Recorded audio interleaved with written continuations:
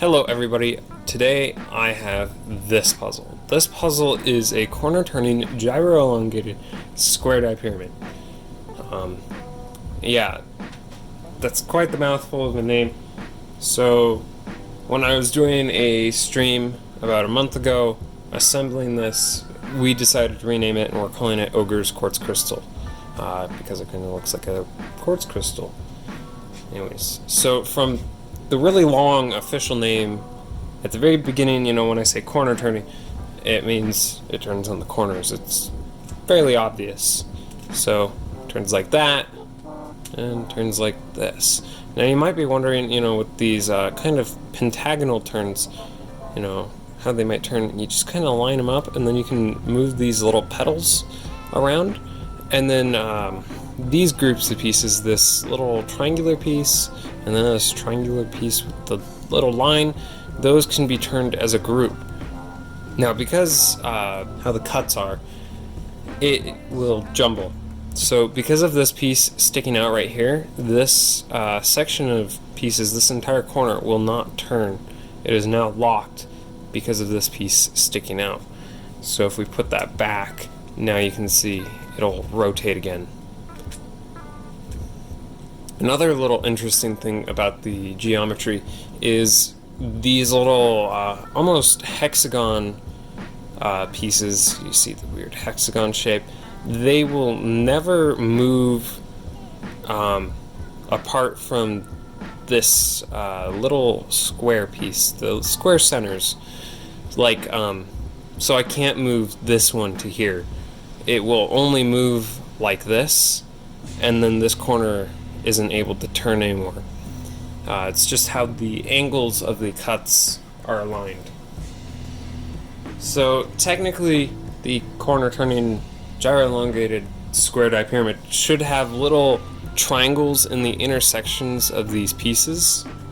However, when I was designing this, I wanted it to be a little bit easier, so I decided to make it kind of like a pyraminx where you get rid of the middle piece. And if you don't know what I'm talking about on a pyraminx, if you take the cuts and you get them... Here, let me go grab one.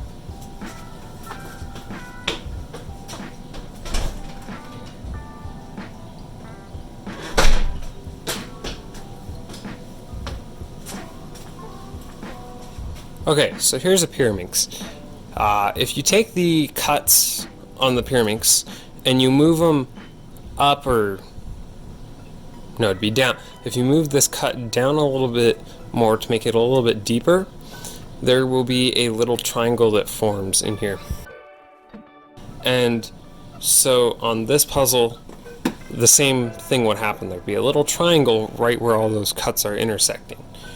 Now, because there was supposed to be a little triangle down in there that I deleted, so there's not a piece in between there.